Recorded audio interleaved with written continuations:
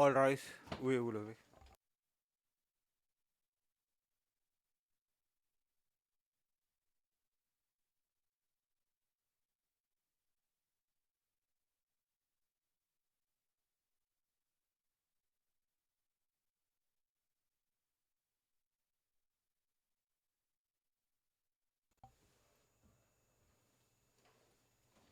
Please be seated.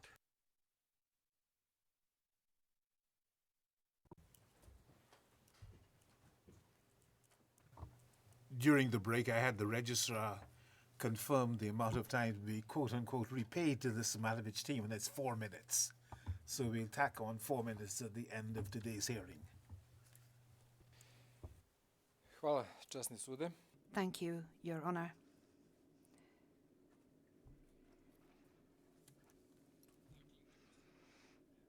Just before the break, we mentioned a constitutional provision, Article 72.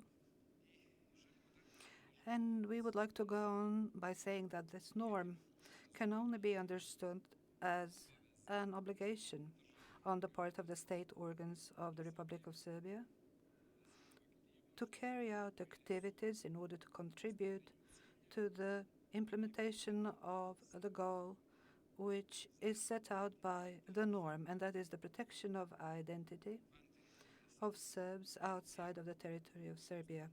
The intention of the author of the Constitution directly concerned the dangers that the Serbian people outside of Serbia was exposed to. These constitutional provisions were directly transposed and made operative in laws and bylaws which regulated the work of the state security. Bearing in mind the constitutional and legal provisions, Jovica Stanišić drafted a proposal which concerned the tasks and duties relative to the protection of the Serbian people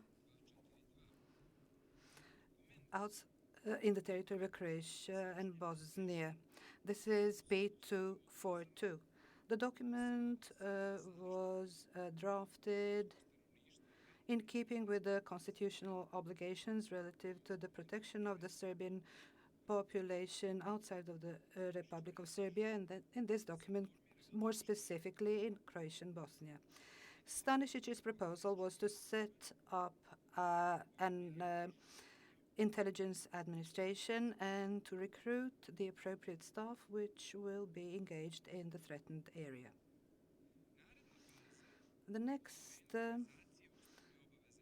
stage in terms of the Constitution and the work of the SDB with regard to the Serbian people was implemented based on the decision of the Minister of the Interior of the Republic of Serbia, Zoran Sokolović.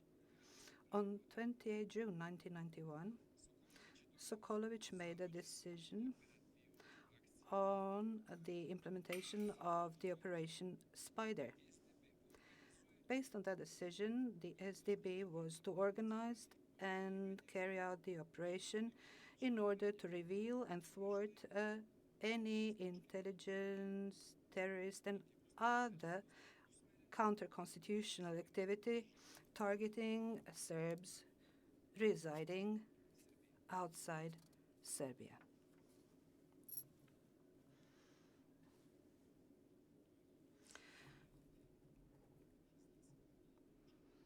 This is 2D64. There is no doubt that during 1991, Franko Simatović spent a few months in the territory of Knin. The defense would like to point out that he was referred to Knin and he had tasks there which are based on the orders of his superiors, and that was in keeping with the Constitution and laws. In several places, for example, in paragraph 96 of their final brief, the prosecutor alleges Simatović's authority in the second administration after the month of April 1993. Yesterday, in several places, the prosecutor mentioned that Simatović was indeed the chief of the second administration. This is simply not correct. In May 1992, Simatović was appointed as the deputy chief of the second administration. He performed those tasks until the 1st of May 1993. The position of the deputy chief, which Simatović occupied from May 1992 to May 1993, was the middle line of management in the RDB. The deputy chief does not manage any administration directly and independently, but he rather performs all the duties entrusted to him by the chief of the administration. Simatović never managed the second administration on his own independently. During the relevant time, the second administration had its chief, i.e. deputy chief, which managed the operations of the administration. Marko Lazović was the chief of the second administration from April 1992 to the 1st of February 1993. Zoran Mijatović was appointed chief of the second administration on the 1st February 1993 and stayed in that position until the 10th of October 1993.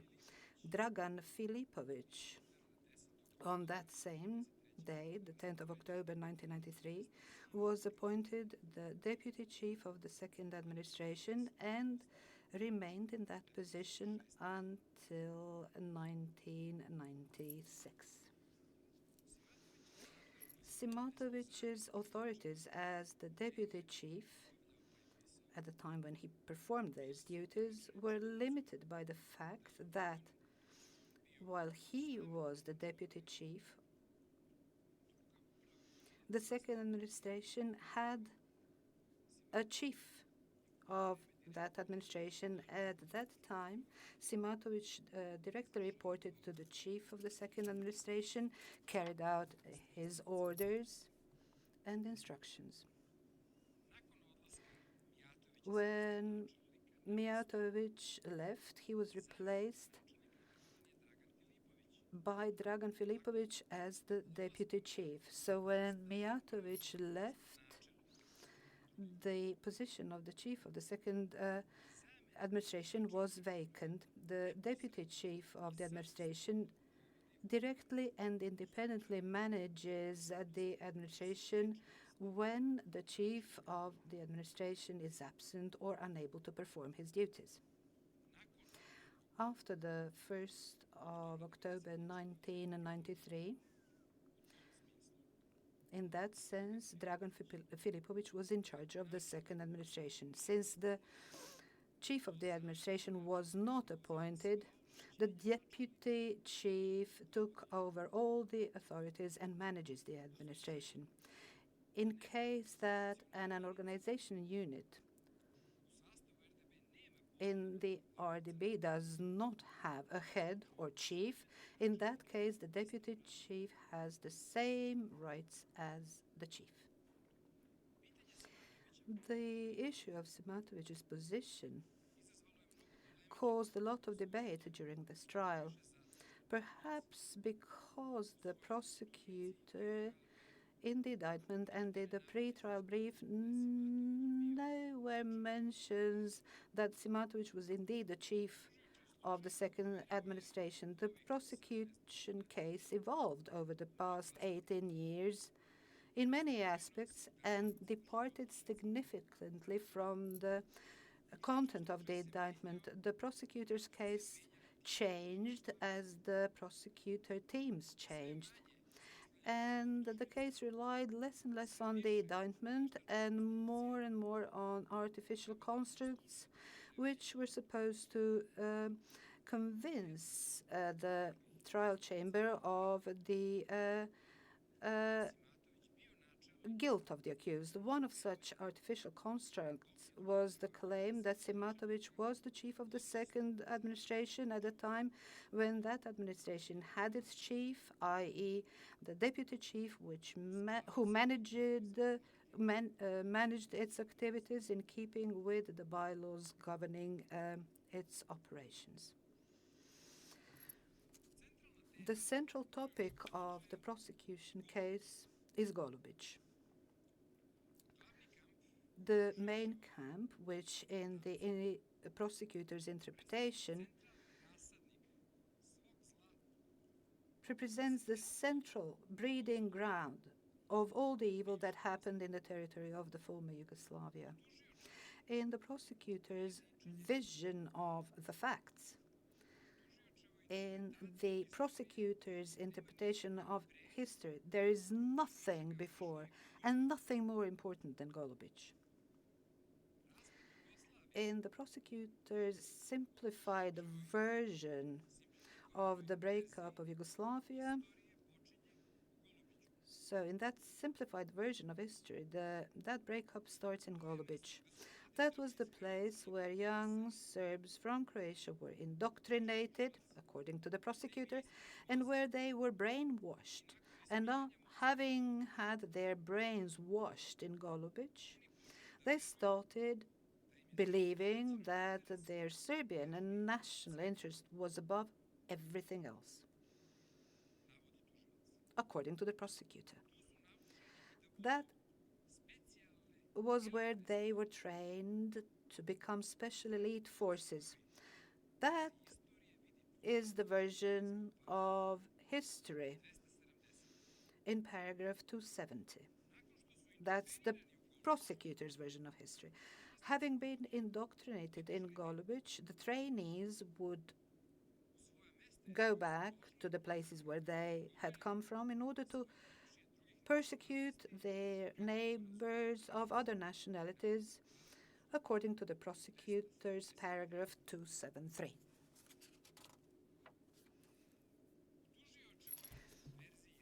In the prosecutor's version of history, all of the horrifying results of the training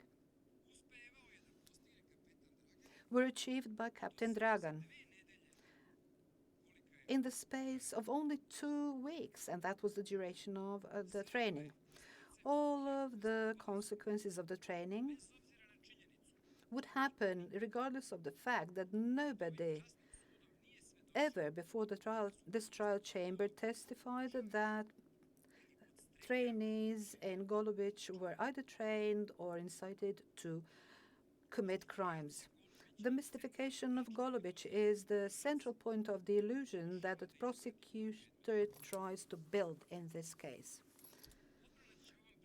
On this occasion, the defense will point to just a few facts: when Golubić was established, how long the training in Golubić lasted, and what did the training consist of.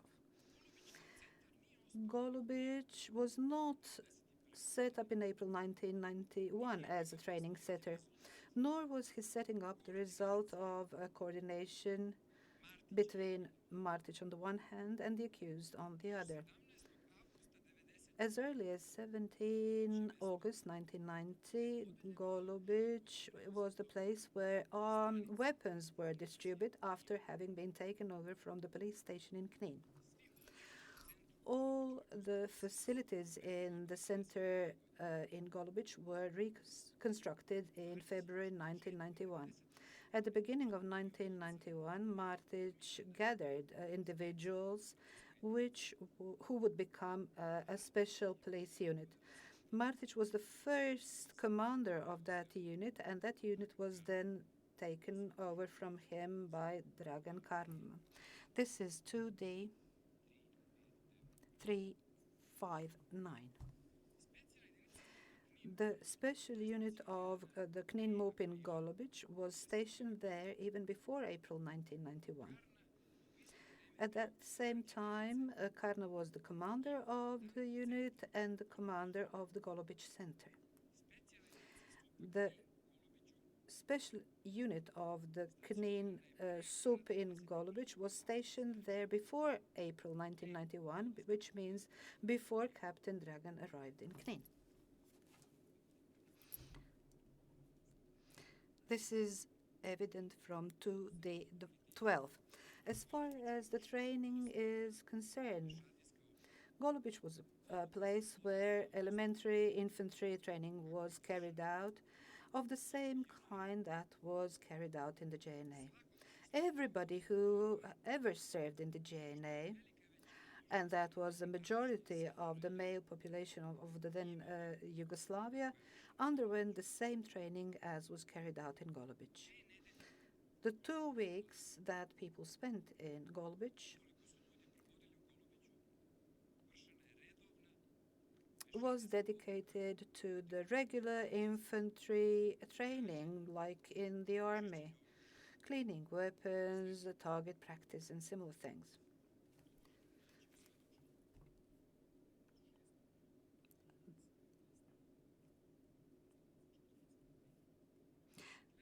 This is on page 43 of the 2nd July 2017. It is obvious that there was nothing similar to any special, professional, special training in Golubic. The training courses lasted 2 weeks.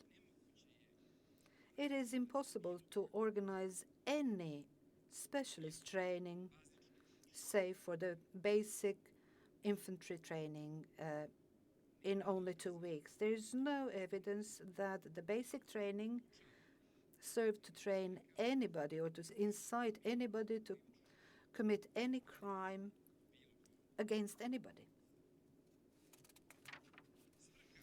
The purpose of the training was exclusively to offer the trainees basic training, which doesn't imply the commission of any kind of crime. The defense concludes that the mythical role that is ascribed to Golubic is nothing else but the prosecutor's attempt to portray the events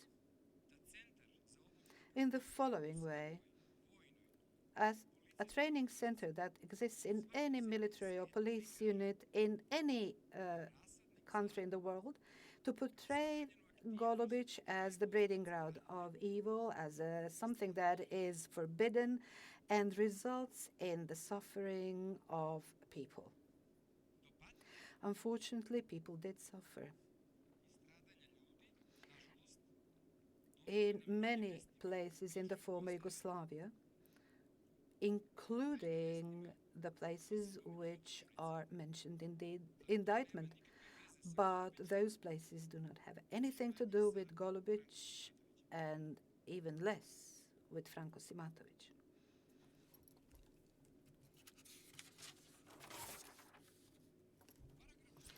In paragraph 110, the prosecutor alleges that the first operation in which Simatović was in charge of the unit was to eliminate Serbs from Ljubovo, to remove them from Ljubovo. We choose this allegation as something that we would like to analyze to demonstrate that the prosecutor partially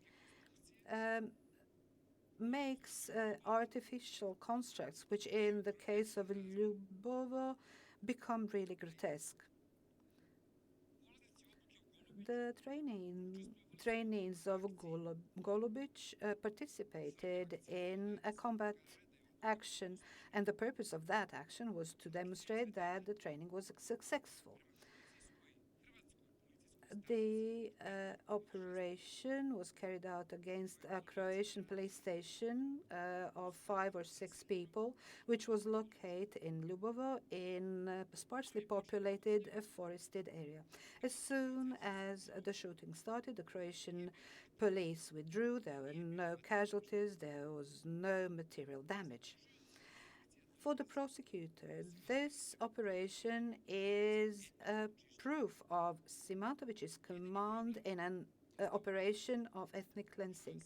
The only problem with that is that the village of Ljubovo was ethnically homogeneous. Many years before that conflict, it was homogeneous, and it was populated exclusively by Serbs. In paragraph, which we can see in P202, paragraph 143, 159, and the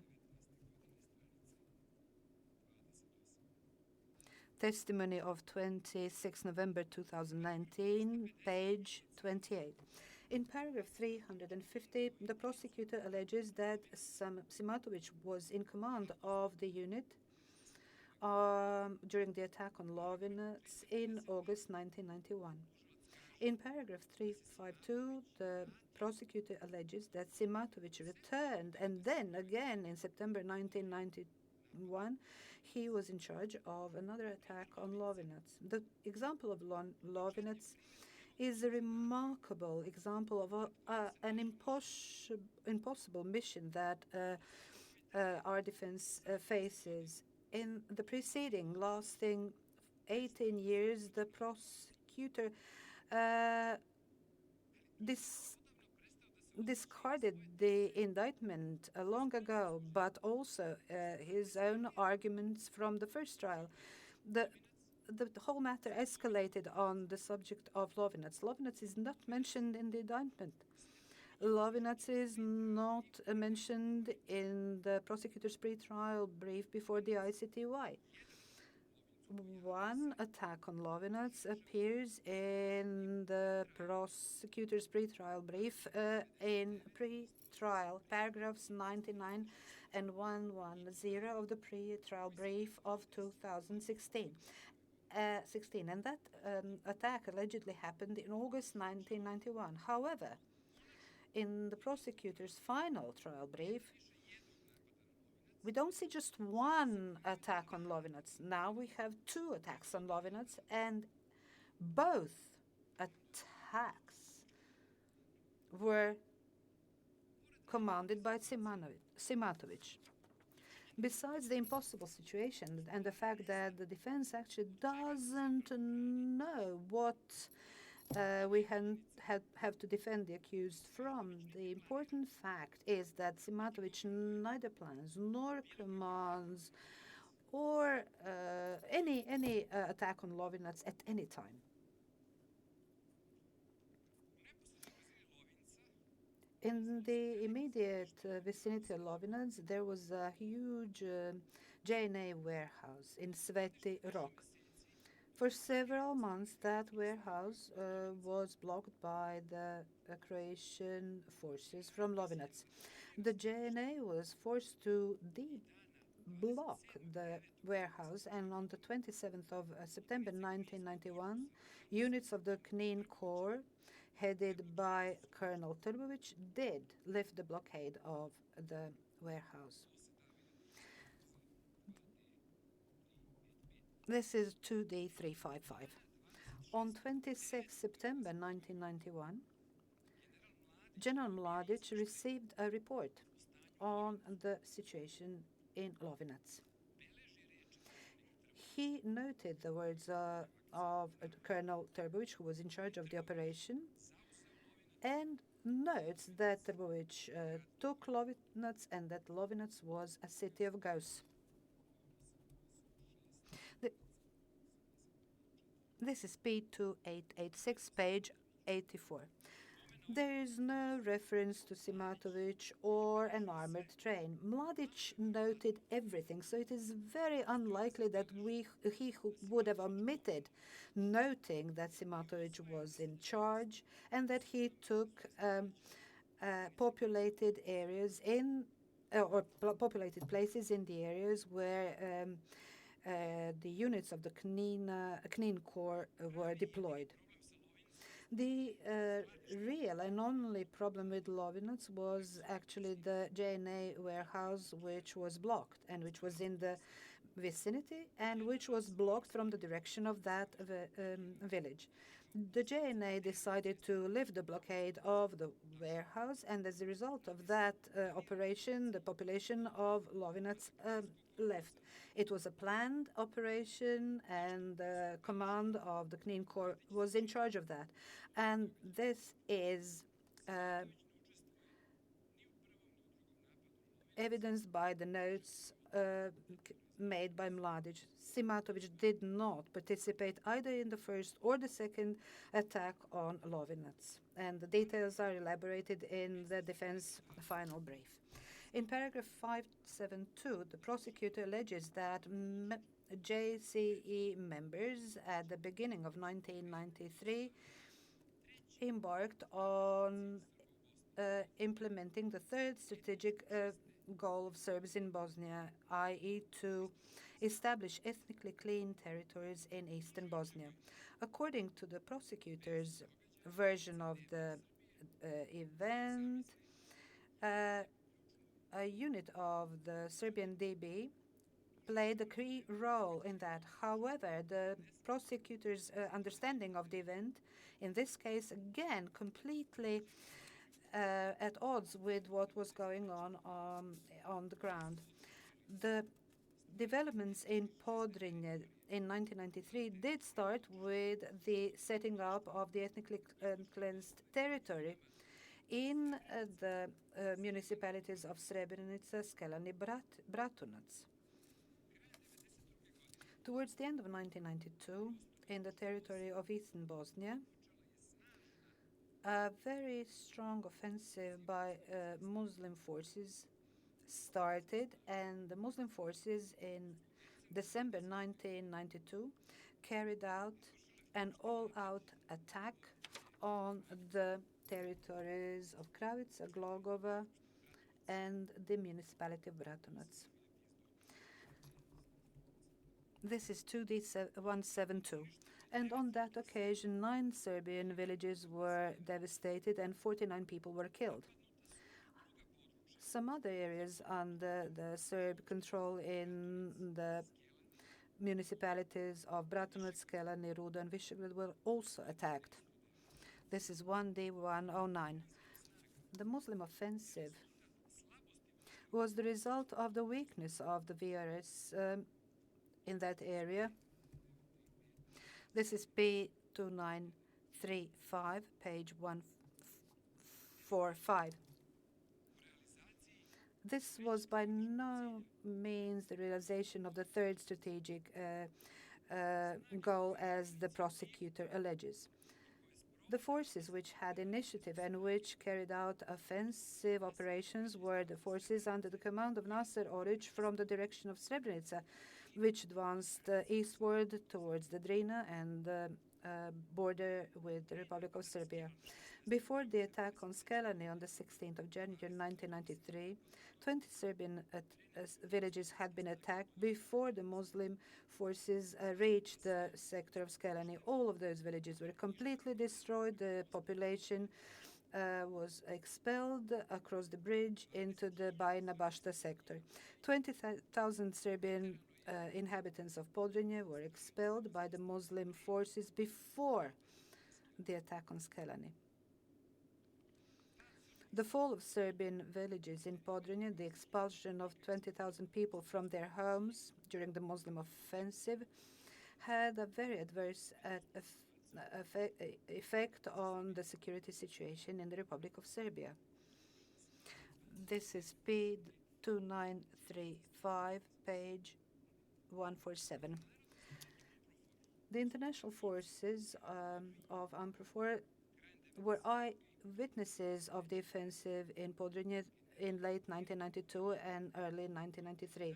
General Philip Morion, who was the commander of UN forces in Bosnia, reports back to his headquarters that there were all indicia that the forces from the eastern enclave carried out offensive activities, and that what ensued was a Serbian counter-offensive. This is evident from 2D 171. Nasser Orić's forces continuously threatened roads on the Serbian side from the Bosnian banks of the Driva. The road Mali Zvornik-Ljubovija around the village of Kravica was also threatened by the forces of Nasser Orić, which acted from the left bank of the Drina. Attacks against the territory of Serbia from the Bosnian bank of the Drina were constant from the very beginning of the armed conflict. In October 1992, Faković came under attack in the municipality of Bratunac, and fire was also opened on Bajina Bašta. Even though the attacks on the territory of the Republic of Serbia were constant, the defense forces of the Republic of Serbia acted in a restrained manner until the 16th of January 1993, in spite of direct armed attacks on their own territory.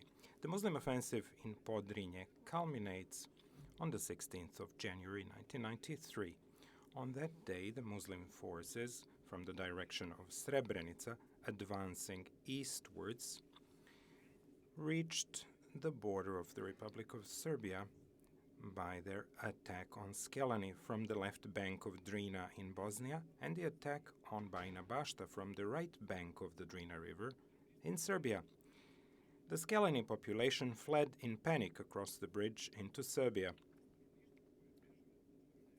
Fire was opened at the population that was fleeing, and on the bridge itself, 40 people were killed on this occasion, including 4 children and 60 persons who were wounded. Mortar fire was opened on Bajina Bašta as well. Bajina Bašta downtown was attacked. The health center and the Drina Hotel were hit.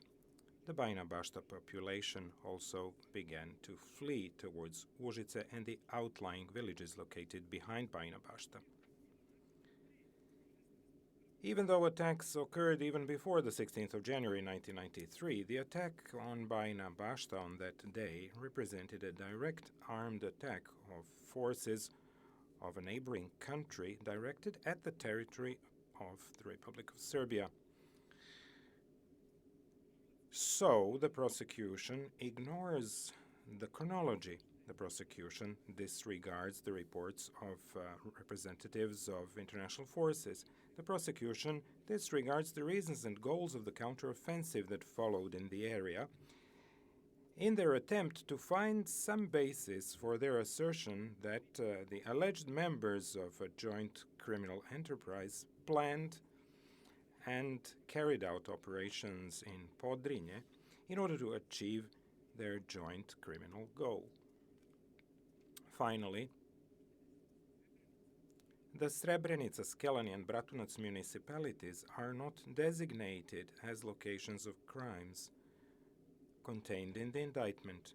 In this case, the prosecution continues to completely disregard the contents of the indictment and to pick some always fragmentary, contradictory, and inconsistent elements of events that are not connected with the indictment, and to try and prove Simatović's liability, in this case non-existent, outside of the scope of the indictment. In paragraph 298, the prosecution talks about the DB training camp on Mount Tara, and in paragraph 574 about the regional staff, which the DB, or a unit that was part of the DB, established on Mount Tara. In this case, the prosecution once again disregards obvious evidence. Obrad Stevanović testified before this court, and he was the commander of the MUP of Serbia staff in Bajina Bašta. Stevanović said that it was he who planned and opened the training camp on Mount Tara, that he assigned the instructors, that the camp on Tara was financed by the MUP of Serbia, and that he personally was the camp's commander. Stevanović testified that the camp on Mount Tara was formed on his orders and that this camp had nothing to do with the RDB. Stevanović also assumed responsibility for the founding of the training camp, for the selection of instructors, for the financing of the camp, and for the use of units that underwent training there. All of that, as expected, is completely disregarded by the prosecution in their final brief and final arguments in this case. In paragraph 572, the prosecution states that the unit was under Simatović's command, and that this unit, together with the PJP MUP forces, attacked the Muslim population in order to expel it towards the enclaves in eastern Bosnia. All of that in order to ensure the achievement of a common criminal goal. Once again, the prosecution flagrantly disregards numerous evidence that was presented. In January and February 1993, after the attack on Skelani and Bajina Bašta, the MUP of Serbia assessed that attacks like the one that occurred on the 16th of January 1993 were possible and could happen again. In order to prevent such future incidents, Obrad Stevanović drew up a proposal of activities and sent it for examination to the chief of the Public Security Department. The plan made by Stevanović envisaged sending MUP forces as a preventive measure to the left bank of the Drina River. Stevanović testified in detail about all this on the 22nd of September 2020. The chief of RJB approved Stevanović's plan and ordered him to work out the details together with the Užice Corps Command, whose forces were already present on the left bank of the Drina River. The chief of the Public Security Department also informed him that the approval of the plan was also received from the highest levels of government in the Republic of Serbia. Stevanović's plan included the crossing over of the PJP to the Bosnian side of the river in order to secure a vitally important road and populated places situated along the Drina River from Perućac all the way to Ljubovija. In order to achieve this goal, it was necessary to secure the Karačići, Osmače, Poznanovići, and Fakovići line. The MUP staff in Bajina Bašta, while planning and implementing this plan, cooperated with the Užice Corps Command, as both the Yugoslav Army and the MUP had their forces present in the territory. The MUP staff planned that the PJP forces would cross over to the territory located on the left bank of the Drina River. The implementation of Stevanović's plan did not include or reflect any aggressive intentions towards Bosnia. The only goal was an attempt to protect the citizens of the Republic of Serbia.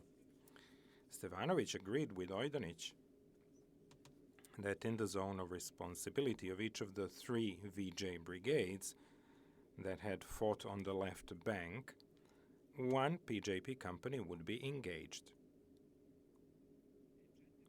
Those companies were deployed in the zone of each of the brigades, and they were tasked to perform police duties, that is to say, security control of the territory. The 3 companies that belonged to the Užice PJP detachment, 450 men strong, pursuant to the decision of the chief of RJB and based on Stevanović's proposal and plan, which he had agreed with Ojdanić, began to cross the Drina on the 27th of March 1993. Once the PJP forces crossed the Drina to the left bank, they were commanded by Branko Prljević, who directly answered to Stevanović. This is from Stevanović's testimony on the 23rd of September 2020, pages 5, 6, and on. The task of the PJP units was to control the territory behind the lines held by the VJ brigades, because the line held by the army was unstable and incidents on it frequent. With each PJP company that crossed over to the left bank of the Drina, 2 or 3 instructors were also sent, and they had previously trained them in the camp on Mount Tara. The PJP members, commanded by Prljević and Stevanović, did not cooperate with any other formation except the Yugoslav army in this operation. Stevanović, who commanded the MUP forces, is sure that no unit of the RDB of the MUP of Serbia did not operate in the area at the time. So it is out of the question that Simatović was the commander, that Simatović was the planner, that Simatović was the strategist who commanded and controlled offensive operations of a wide range in eastern Bosnia. It is out of the question that Simatović had a role that the prosecution tries to cast him in. When the Skelani and Bajina Bašta were attacked, the highest political leadership of the country, P1943 is the relevant document, directly ordered and controlled the measures that were taken or were yet to be taken. As part of those measures, the most important one was the engagement of large VJ forces with the goal to push back the enemy who was directly threatening the territory of Serbia. The VJ forces were the predominant forces in the area, and any other armed group or unit could not have any serious impact on events from the military and strategic point of view. Stevanović assumed responsibility for the camp on Mount Tara and for the MUP forces in the territory of Bosnia and Herzegovina. His testimony was frank, open, and complete. He did not conceal any details, which in many elements could probably be characterized by the prosecution as self-incrimination. However, Stevanović, as a high-ranking and responsible MUP leader, testifies openly and fully, describing events in detail. What is important for the trial chamber is that the picture which the prosecution tries to build does not correspond with the truth, even if taken at its highest, and as such must be rejected in the final adjudication of the position and role that Simatović had in these events. Finally, in paragraph 577, the prosecution states that Simatović, together with Mladić, planned the Operation Strike or Udar in BCS. In paragraph 931, the prosecution goes even further and asserts that by planning the Udar operation, Simatović demonstrated his intent to participate in the joint criminal enterprise. The prosecution draws such conclusions from an entry in Mladić's diary, where Mladić noted, Tara, 28 February 1993. Those present, Panić, myself, Ojdanić, Lončar, Tkač, Frenki, and 2 men from the MUP. Who the 2 from the MUP are was explained by Stevanović in his testimony on the 23rd of September 2020 on pages 3 and 4.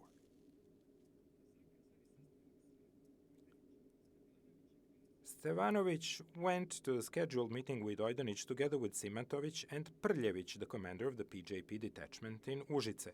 Stevanović, Simatović, and Prljević entered the room where the meeting was held, and that was almost over by that time. After several minutes, Mladić's meeting with Ojdanić was over, and Mladić left, after which the planned meeting of Ojdanić with Stevanović and his associates was held. In those several minutes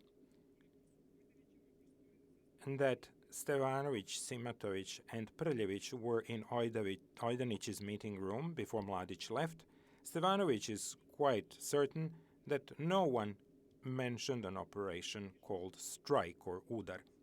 What is more, Stevanović, as the commander of the MUP staff in the area, had never heard of the strike operation, nor was there a unit under his command that took part in any operation with that name. The entry Frankie and 2 men from the MUP in Mladić's diary is consistent with Stevanović's testimony. Mladić did not know Stevanović. He saw him for the first time ever. The contents of the entry confirms Stevanović's description of this event. Stevanović, Simatović, and Prljević did not say anything, nor did anyone address them. Mladić did not note who Frankie was. He didn't note it because he was there, but he doesn't note that he said anything, that he got any task. From the very fact that the name Frankie is noted, along with the 2 men from the MUP, nothing can be concluded, especially in light of the fact that in the thousands of pages which Mladić wrote and which are available and admitted into evidence in this case, Frankie's name is mentioned 2 or 3 times in a context that has no significant impact for the essence of this case. However, the prosecution concludes from this Mladić's entry that this is evidence of Simatović's intent to participate in a joint criminal enterprise. The defense can only conclude that this is another failed attempt of the prosecution to ascribe to Simatović a role that he simply did not have. As for Mladić and his diaries, he kept them in the period from 1991 to 1996. Throughout this time, Mladić noted hundreds of meetings with numerous persons, including a large number of meetings with alleged members of the JCE. During more than 5 years, Mladić noted that he was twice at a meeting that was attended by Franko Simatović. 2 times Mladić noted Simatović's presence. However, in both those cases, he did not note that Simatović said anything at all. We already discussed about the first entry. The second entry, 9 September 1995. It's noted that Frankie was present too. The goal of the meeting from September 1995 was the release of foreign pilots. That was the only topic discussed. Perisic talked, Stanišić spoke. Mladić noted all that. Simatović did not say anything on this occasion either. It's P-15-96-T, page 22. The defense also wants to note that there are several hundred intercepts in this case, which the prosecution characterizes the participants in those conversations as members of the JCE. Simatović is mentioned only in 2. The first one, P2793, clearly shows that he just happened to be present, and it was a conversation between other 2 interlocutors, namely Kertes and Karadžić. Karadžić obviously did not recognize Simatović and his voice because he didn't know him. They address each other formally in the second person plural, which can be seen from the transcript of the intercept. The contents of the conversation between Simatović and Karadžić does not allow the possibility to conclude what the topic of their conversation actually was. we can guess, which the prosecution does indeed in their final brief. The second intercept, P-2780, shows nothing at all. Stanišić talks with Karadžić and sends greetings from Frankie and a captain. It's not clear who the captain is. This intercept really does not prove anything. The defense concludes that the lack of evidence on Simatovic's contacts with the alleged members of a joint criminal enterprise clearly and unequivocally demonstrates that Simatović was not part of the circle of the highest-ranking political, military, and police officials, that he had no communication with them, that he did not take part in examining the situation and taking decisions, which all suggests very strongly that Simatović was not and cannot be taken to be a member of the group of people designated by the prosecution as members in the joint criminal enterprise. Thank you, Your Honors. My colleague, Mr. Bakrac, will now address you.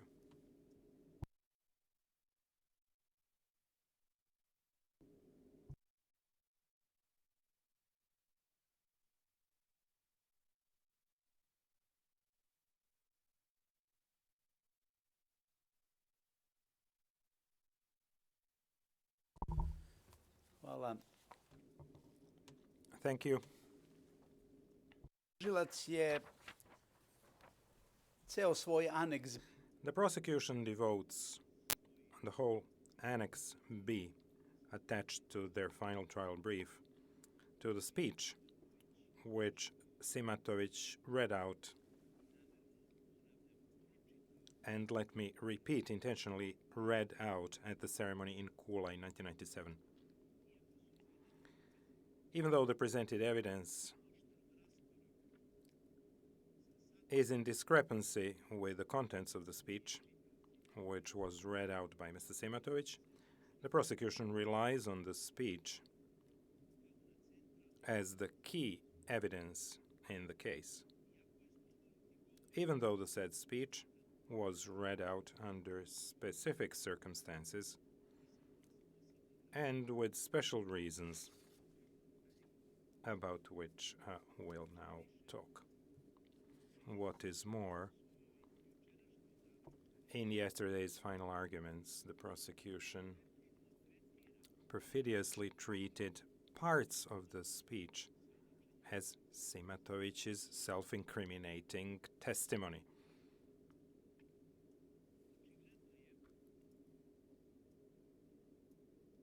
It is obvious, and as this ceremony in Kula was held in 1997, it is obvious that after the signing of the Dayton Accords in November 1995,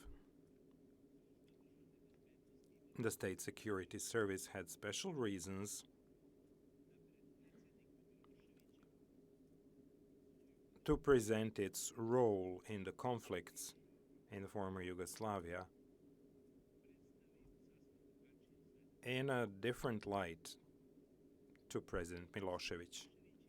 The relations between Milosevic and Stanišić began to deteriorate during 1996. There were many people around Milosevic who were against the RDB, and the celebration in Kula was meant to improve the RDB's position in some way or other.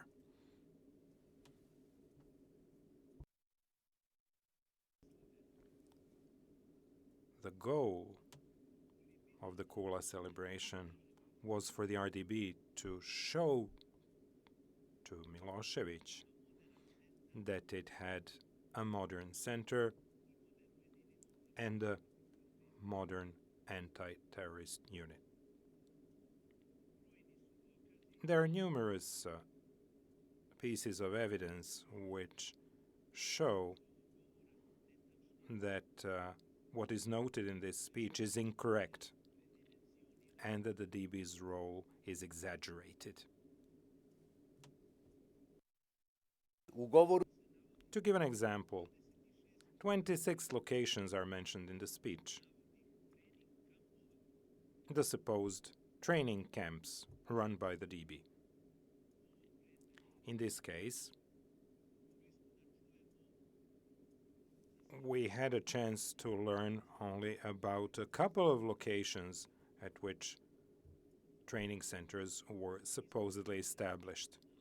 The same can be said about the supposed 50 locations at which the unit participated in combat operations.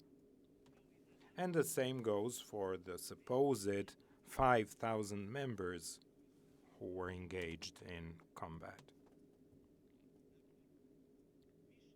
After several years of presentation of evidence and a huge number of witnesses, there are no more than 5 locations at which the anti-terrorist unit stayed or possibly participated in some actions. The number of 5,000 members of the unit is absurd in itself and is in deep collision with thousands of pieces of evidence presented in this case.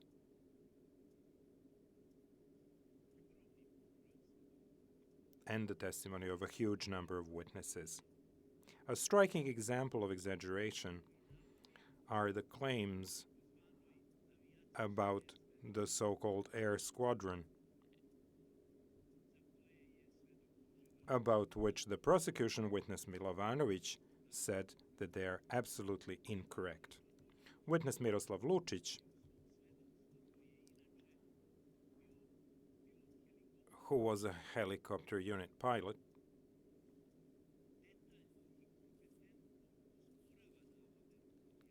contested those claims about an air squadron in detail and very competently.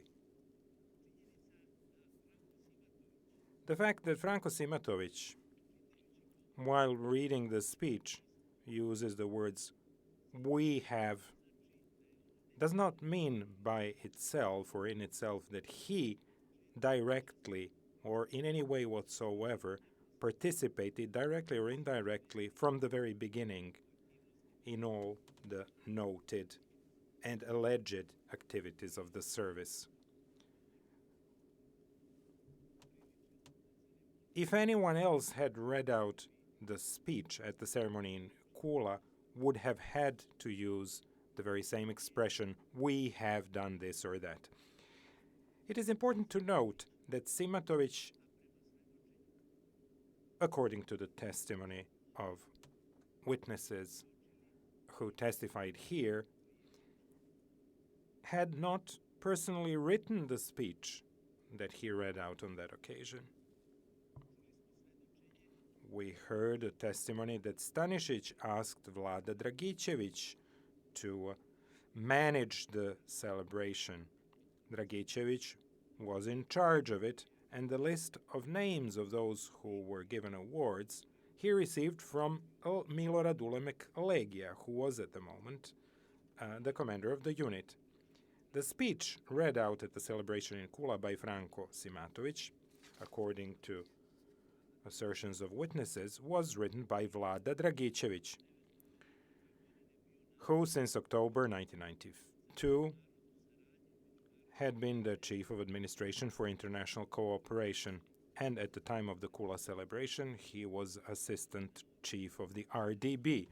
You can find the relevant references on transcript page of the 5th of March 2020, pages 21 and 25. Simatović, who came to the celebration in Kula as a witness, testified seriously ill, did not even have the chance to learn about the contents of the speech that he would read out. The evidence presented in the case shows that the contents of the speech read out in Kula is not true. The speech is not corroborated by other evidence, and it is contrary to many evidence that the defense emphasized. Why did we review the testimony of this witness in detail? And why is it important to note that Simatović was not the author of this text? Well, precisely for the reason that in the final arguments the prosecution attempted, as I already pointed out, to select parts of this speech and represent them as self-incriminating. In paragraph 89 of the prosecution's final brief,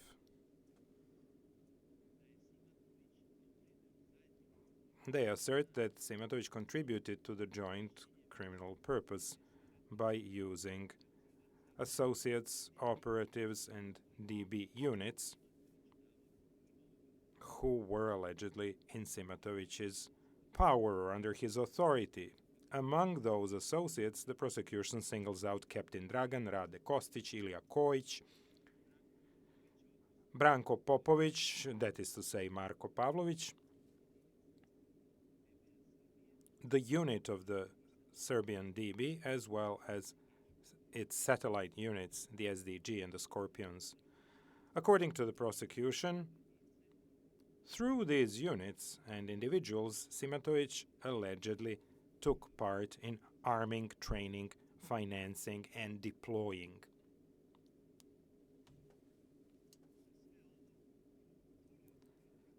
For all that we heard from the prosecution or read in their final trial brief, there is no reliable and firm evidence. There is no evidence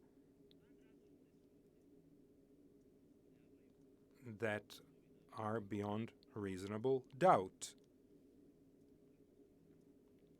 Your Honor, I see the time.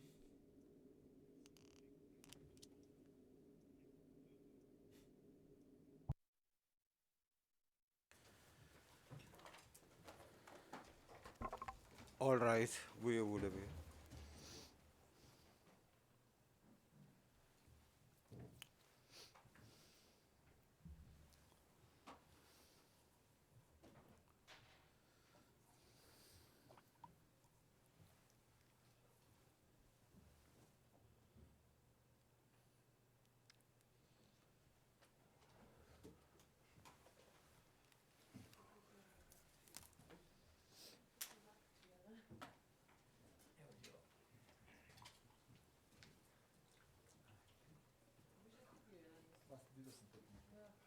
Saçım.